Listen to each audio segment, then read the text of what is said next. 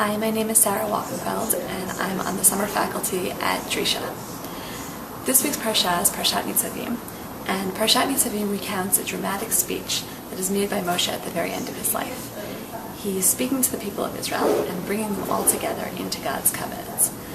All of the people, young and old, from all walks of life, are being brought together to enter into the covenant with God. The terms of the covenant are clear. Choosing to follow God's mitzvot will lead to reward, and disregarding the mitzvot will lead to punishment. God will abandon the children of Israel and send them out of their land.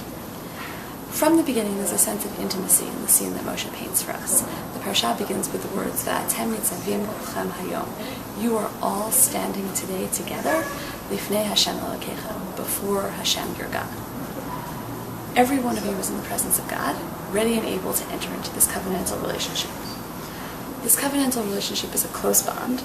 Even though you sin, and you may sin and you may be punished, when you listen, God will be ready to accept your tshuva, to accept your return, and ready to welcome you back and be responsive to your needs.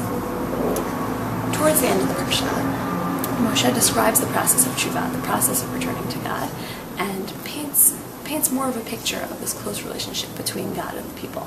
Moshe says, Ki ha-mitzvah hazot asher anochi mitzavcha hayom lo nifleiti mimcha v'lo rechoka hi.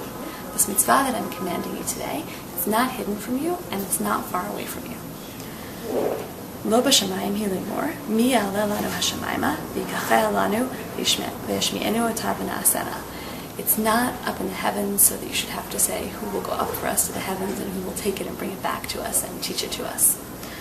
And similarly, lo me'ever layami. It's not across the ocean. It's not far away across the ocean such that you should have to say that someone should have to go and bring it back and teach it to us. Rather, it's very, very close to you. It's in your heart and it's in your mouth. It's already there present, waiting for you to act upon it, waiting for you to do it. The Midrash reads these verses as a conversation between Moshe and the people. Moshe says, it's not far away from you. It's not across the ocean. It's not up in the sky. And the people say back to Moshe, okay then, where is it? Where is this Torah? Where is this connection that we can find?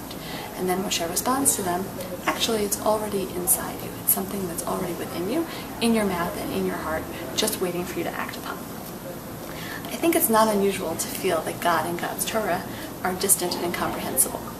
That which is divine often feels that it's beyond our reach, or beyond our capacity to grasp.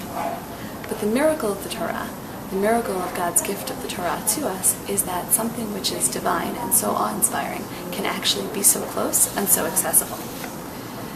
The Mei HaShiloach has a very powerful comment on the words in the Ten Commandments, Anochi Hashem Elokecha, I am the Lord your God. And the word that's used for I there, the word that Hashem chooses for himself, Anochi, is a special word for I rather than the usual Ani. It's Anochi, with a chaf that's added. And the Mei HaShiloach says that the chaf here is the chaf ha-midameh.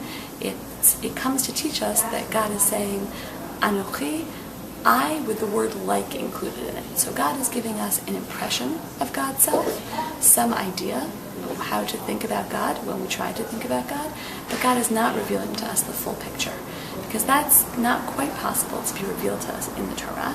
It's not quite possible for us to grasp. Rather, God gives us an approximation of what God is like, and the Torah comes with a promise of continuous revelation. The Torah gives us a part of the picture and starts us off on a journey so that we're able to uncover new aspects of the Torah, uncover new aspects of the mitzvot in our life every day. And as imperfect as we are, we do have the capacity to absorb Torah and to uncover new aspects of the Torah. So the perfect and divine Torah is not distant. The power to connect to God in the Torah is within us and is included, that promise is included within the Torah itself, and we have the ability to come closer to it every day. This time of year, we're thinking about tshuva and thinking about how to return to God and be close to God. It's a comforting message to know that it's within our capacity to do so. The Torah is not far away from us, and by extension, God is not really so distant from our lives. Although we may feel that the tshuva process is one that has to involve ascending to the heavens or crossing a distant ocean, in fact, it's enough to look within, to reacquaint ourselves with our potential, and understand that despite our limitations as humans, we can connect with God in a meaningful way. Shabbat Shalom and Shana Tova.